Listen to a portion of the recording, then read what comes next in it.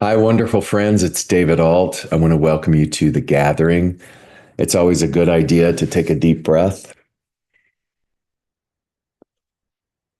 And I feel as though there might be a reason that you opened this or found this or became curious. Maybe it was the title. And in a world of short attention spans and sound bites, perhaps you might want to experiment a little bit by hanging around. It could be a little uncomfortable because we're going to talk about addiction, but not in a traditional sense. We'll call it a deeper dive. We'll talk about the fact that we are all addicted to something and maybe explore a little bit about what that is, but also to really bring to light the solution to that addiction and the fact that it is readily available. My partner, my wonderful, amazing partner, recently celebrated his 20th year of sobriety. One of the many reasons why I love him so deeply is because that 20-year journey has cultivated his heart and his thinking mind and his wisdom in a way that is so exquisite to be around. I feel so fortunate to be walking this path with him because his work is self-evident. His commitment to that sobriety, understanding the reasons of why it culminated and brought him to that decision, makes it equally. It's not just impressive, it's admirable. Admirable, it is hopeful, and it is an example of what is possible when we begin to be willing to uh, come to a crossroads and make a decision that is centered in compassion and surrender and beauty and love. And so when I say that we all have addiction, I'm an addict. My drug of choice has always been most prevalent unworthiness. It was born from circumstances and perceptions and environment that breeded that particular kind of pain body and experience that made life very unbearable. And there is a natural tendency within us to want to be loved, to want to be heard and to be valued and to be seen, to feel worthy.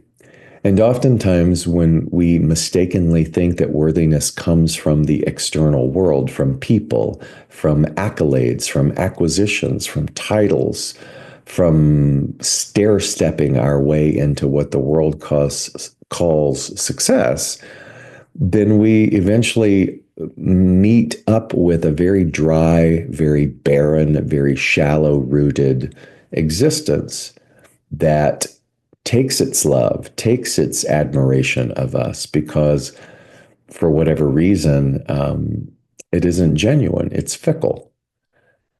And those things force us into a deeper examination of the pain, of the addiction, of looking outside of ourselves to a degree where we become at the crossroads of a decision to become sober, spiritually sober, if you will, in recognizing that I am powerless to finding a solution outside of myself.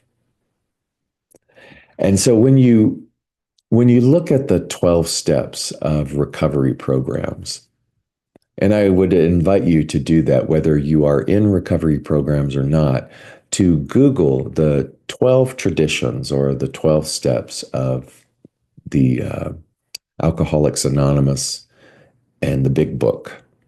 And number one is admitting that we are powerless to this substance that has been a sort of grab on or gateway to mitigate our pain, right? To mask our suffering, to embody us with some sense of false courage, to distract us, to numb us out.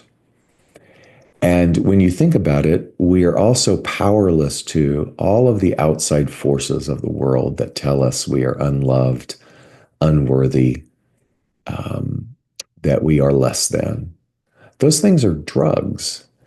Those things are falsifications that are prevalent. They are substances that waft through the atmosphere of simply being human. And what one does when they go about a path of becoming sober, spiritually sober, meaning becoming and stepping foot on a path of self awareness, the awareness of self, the self that is not in need of outside validation. Then one begins to develop tools, just as one begins to develop tools in recovery programs by going to meetings, by absorbing themselves in an entirely different environment, by making decisions to turn their human will and their human lives over to a God of their understanding. That God of their understanding is not a rigid definition of God. It is the God of their understanding. And so, as you begin your spiritual path, your path of self development, your path of self awareness, we are continuously going to a meeting, going to an environment, finding guidance, aligning with teachers, aligning with something, a tribe of like minded people who are willing to walk that path together and to make a decision to turn their perceptions, their mental state, their reactionary decision making and belief systems over to a power of a God of their understanding. The God of my understanding and my spiritual path has been based on a principle, one fundamental principle that says the totality of all experience is God, or is intelligence, or is absolute love. And when you really stop for a moment and you examine that principle, you have to understand then that the principle itself then is unwavering. There is no margin for exception, no matter what the external world presents.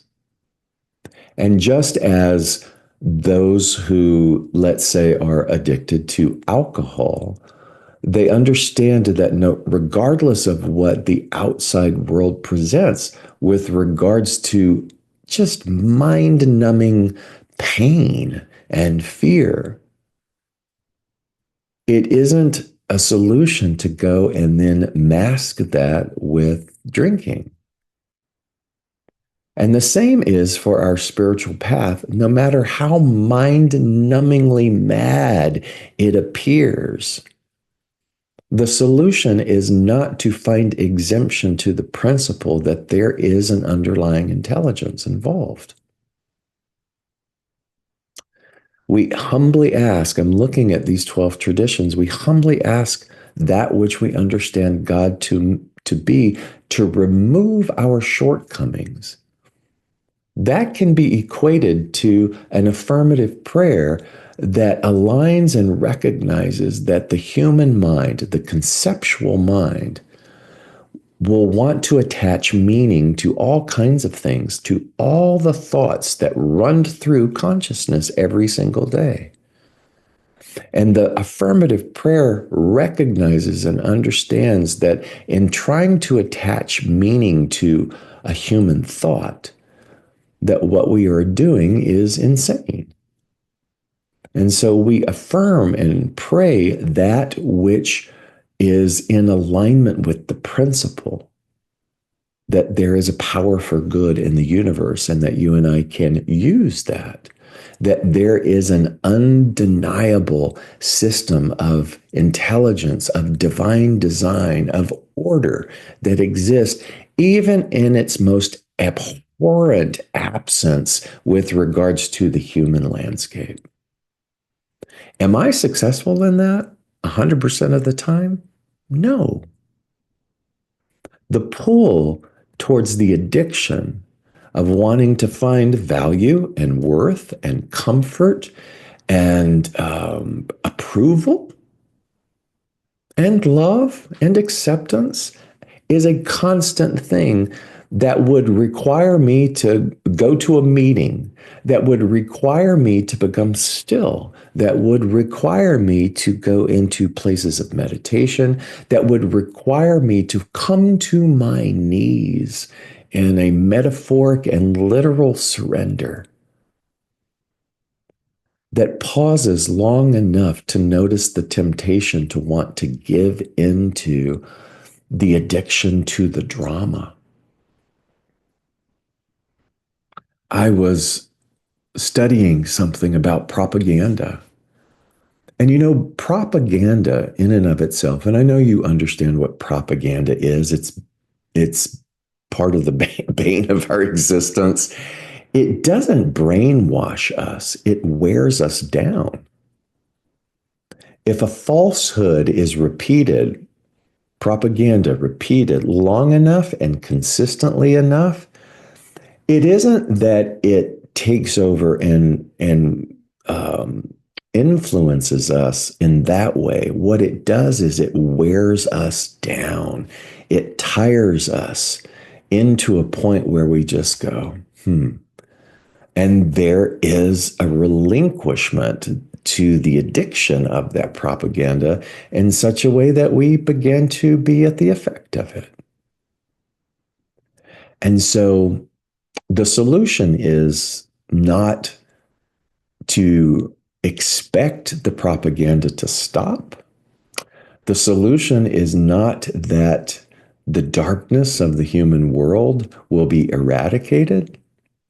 It's not to wait for a day when war will end or inequality will cease.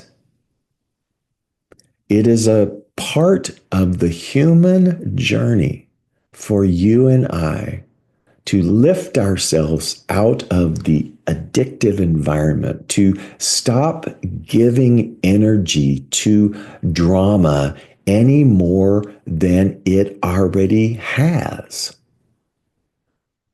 To find that when the temptation is there to default to being the mouthpiece of drama because that garners attention, requires finding a sponsor, requires reaching out and doing a little due diligence. And let me tell you, as much as you might be hearing this soberingly, I too am in need of this. That's why I'm talking about it. That's why I'm sharing it, in order for you to understand that the fear is very real in the relative world. But there is also a capital R reality that is based on a principle of the God of my understanding that keeps calling and pulling me on a journey of sobriety from the world of effect. And so, what is ours to do? Mainly, what ours is to do is to really become hyper vigilant in your environment. I have a lot of people now who are going off of social media. Social media is not the enemy. Social media is just one more tool that can be used in a way that feeds hyperbole and propaganda and addictive behavior, just as the solution is not removing all alcohol from the planet. It's that the person who has the substance abuse problem with alcohol has strengthened and gained tools enough that they can still be in that environment and not drink, right? And so so sometimes it does require a full removal of that. But be aware of the fact that the environment of itself is a stepping stone. It is an opportunity to get sober, but then to recognize that it doesn't mean that I'm going to isolate myself from the human world because I'm human. I'm going to get to strengthen. I'm going to get to look at the example of my exquisite partner who has done so much work. His heart and his intention and his care and his compassion for people and the world is such that he is the living embodiment of his program. That does not mean that he doesn't get scared, that he doesn't get swayed into the propaganda just as much as I do. It doesn't mean that as gay people, there aren't concerns. But what it does mean is that we really have to do that due diligence. We have to recognize the temptation, the addiction to sit around and talk about ain't it awful and then keep it at that point. We have to be responsible for our spiritual sobriety. And I believe that you can hear this. I believe that each of us can recognize those around us who have a deep addiction to chaos. And if chaos doesn't exist, we've seen those types create chaos out of nothing. There are those of us who have addiction to despair. And even when lifelines are offered to them, they will reject them because the addiction to despair is too intertwined in their identity.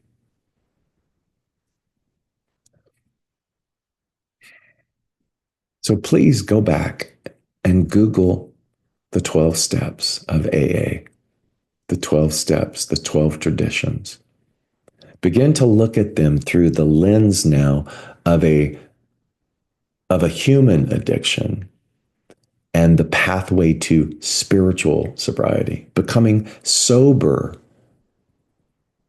to the addictive ideas and people and ideologies that want to numb us from the singular principle that you and I are emanations of the divine, that we are never separate from that which we would call solution, that our purpose here is not happenstance.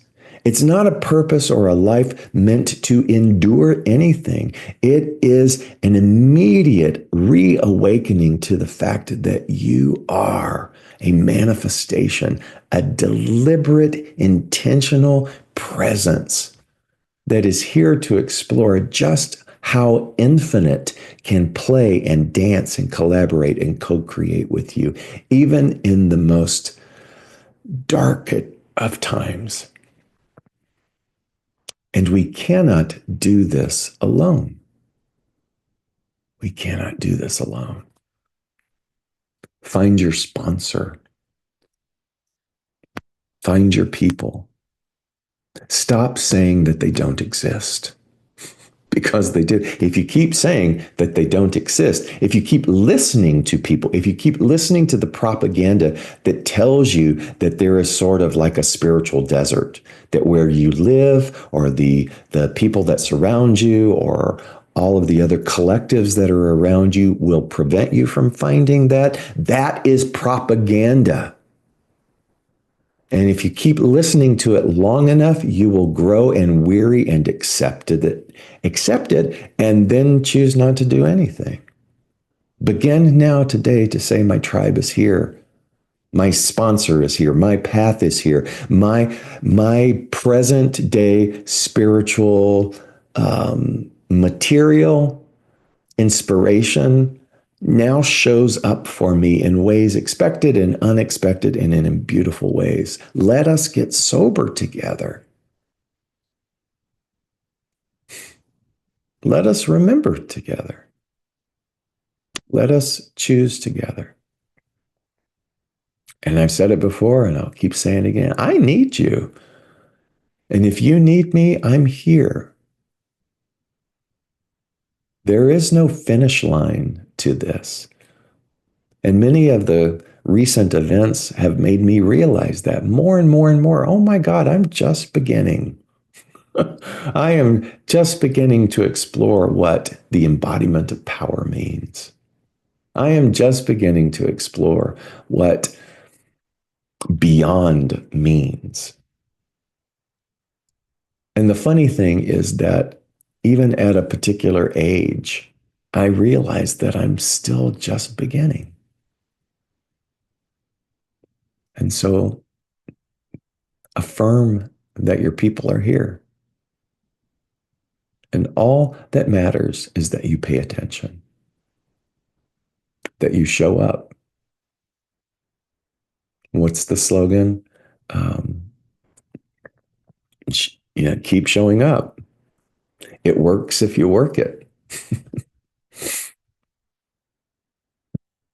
You are so loved and needed and valued. Don't forget that.